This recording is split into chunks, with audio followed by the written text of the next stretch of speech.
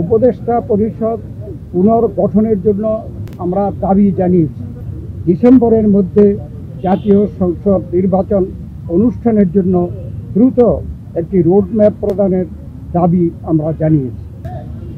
বাংলাদেশে গণতন্ত্র উত্তরণের লক্ষ্যে বিএনপি প্রথম থেকেই একটি সুস্পষ্ট জাতীয় নির্বাচনী রোডম্যাপ দাবি করে আসছে। আপনারা জানেন যে আমরা এটা প্রকাশ্যভাবে দাবি করে আসছি। সুষ্ঠু, নিরপেক্ষ ও অবাধ নির্বাচন অনুষ্ঠানের উদ্দেশ্যে সরকারের নিরপেক্ষতা বজায় রাখার স্বার্থে বিতর্কিত উপদেষ্টাদের বাদ দিয়ে উপদেষ্টা পরিষদ পুনর্গঠনের জন্য আমরা দাবি জানিয়েছি। বিএনপির প্রতিটি নেতা কর্মী ব্যক্তিগতভাবে, রাজনৈতিকভাবে, পারিবারিকভাবে সবচেয়ে বেশি ক্ষতিগ্রস্ত হয়েছে আওয়ামী লীগের আমলে, এবং সেই জন্য আওয়ামী লীগের বিচার সবচেয়ে বেশি দাবি করে বিএনপি। এই বিচার প্রক্রিয়া কোনোভাবে অসম্পূর্ণ থাকলে বিএনপি সরকারের দায়িত্বে যখন যাবে তখন বিচারের আওতায় এনে তা বিচার বিভাগের মাধ্যমে, স্বাধীন বিচার বিভাগের মাধ্যমে পরিপূর্ণভাবে সম্পন্ন করা হবে। নির্বাচন সংশ্লিষ্ট সংস্কার কার্যক্রম অবিলম্বে সম্পন্ন করে ডিসেম্বরের মধ্যে জাতীয় সংসদ নির্বাচন অনুষ্ঠানের জন্য দ্রুত একটি রোডম্যাপ প্রদানের দাবি আমরা জানিয়েছি। বাংলাদেশের মানুষ বিশ্বাস করে যে অন্তর্বর্তীকালীন সরকারের মূল দায়িত্ব হচ্ছে একটি সুষ্ঠু, নিরপেক্ষ নির্বাচনের মাধ্যমে বাংলাদেশকে গণতন্ত্রে উত্তরণের প্রক্রিয়া দ্রুত সম্পন্ন করা হবে। যে কোনো উছিলায় নির্বাচন যত বিলম্ব করা হবে, আমরা মনে করি জাতির কাছে আবার স্বৈরাচার পুনরায় ফিরে আসার ক্ষেত্র প্রস্তুত হবে। এর দায় দায়িত্ব বর্তমান সরকার ও তাদের সাথে সংশ্লিষ্টদের উপরে বর্তাবে। বিএনপি সম্প্রতি যে নানা ধরনের গুজব আছে, সেই প্রেক্ষিতে আমরা বিএনপির পক্ষ থেকে বলেছি, বিএনপি কখনই প্রধান উপদেষ্টার পদত্যাগ চায়নি, বরঞ্চ প্রথম দিন থেকেই এই সরকারকে সর্বাত্মক সহযোগিতা করে আসছে। আমাদের যে আলোচনা, তার এই সারাংশ ছিল এতটুকু। আপনাদের সকলকে ধন্যবাদ। আপনারা সরকারের তরফ থেকে কোনো সুনির্দিষ্ট রোডম্যাপের আশ্বাস পেয়েছেন কিনা? আপনারা যে দাবি জানিয়েছেন, ওনারা কি বলেছেন সেটা পরে? আমাদের যে আলোচনার মধ্যে আসছে সংস্কার, বিচার এবং নির্বাচন মূল। আমরা বলেছি একটার সাথে আরেকটার কোনো সম্পর্ক নাই। কেননা সংস্কার চলমান বিষয়, এটা চলতে থাকবে।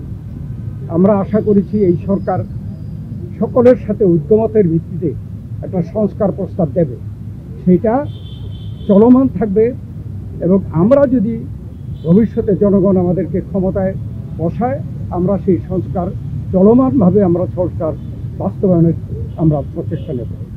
আর মামলাগুলোর ব্যাপারে বাংলাদেশ জাতীয়তাবাদী দলের আমাদের দেশনেত্রী বেগম খালেদা জিয়া, ভারপ্রাপ্ত চেয়ারম্যান তারেক রহমান থেকে শুরু করে আমরা এবং সেই তৃণমূল পর্যন্ত আমাদের নেতা কর্মীরা সবচেয়ে বিক্ষুব্ধ।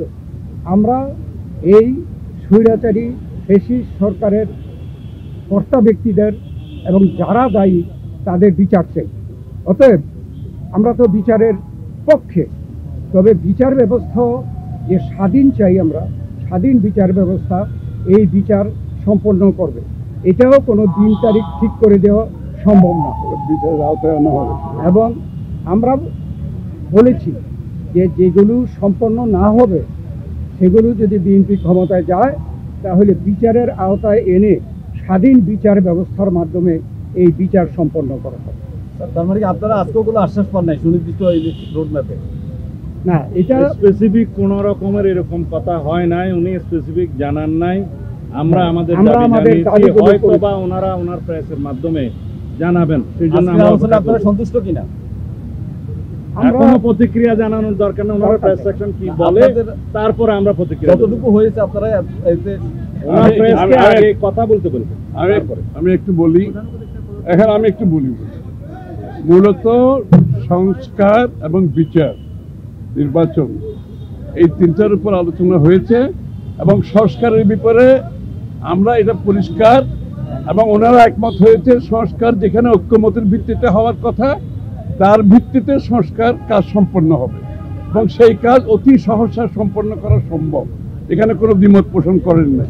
বিচার ব্যবস্থা বিচার বিভাগ করবে এবং বিচারের আওতায় আনার ব্যাপারে যে আলোচনা হয়েছে এখানে ওনাদের কোনো দ্বিমত নাই, সুতরাং ডিসেম্বরের আগেও নির্বাচন করা সম্ভব এই আলোচনা হয়েছে এখানে।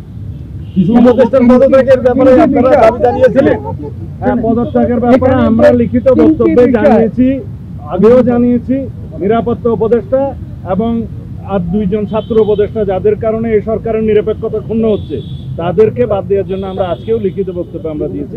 ওনারা কোনো আশ্বাস বা কিছু দিয়েছে? সেই আশ্বাস ওনারা দেখবেন, আমরা আমাদের বক্তব্য দিয়েছি। ওকে। Thank you.